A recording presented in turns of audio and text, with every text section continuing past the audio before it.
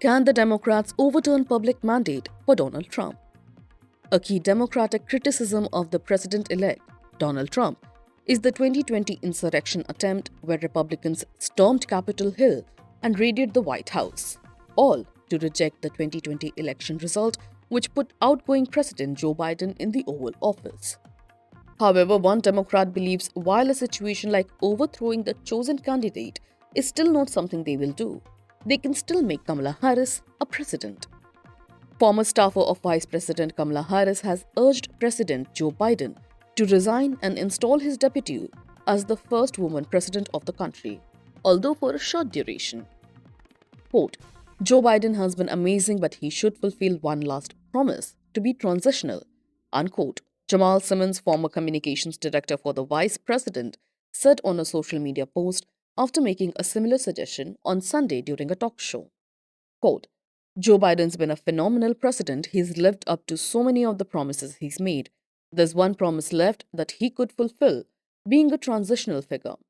He could resign the presidency in the next 30 days, make Kamala Harris President of the United States, unquote, Simmons told CNN Situation Room in an interview.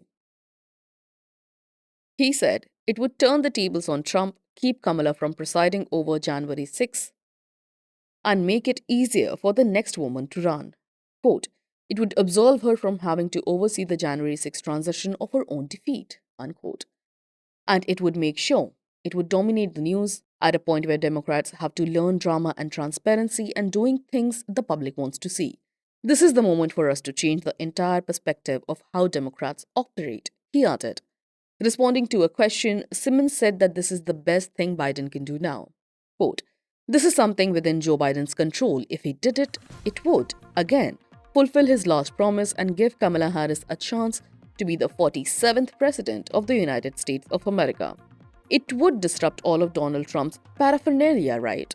He'd have to rebrand everything and make it easier for the next woman president, that they do not have to hold all the weight of being the first. VP Harris, who's 60, lost the November 5th general election to President-elect Donald Trump in a historic landslide loss.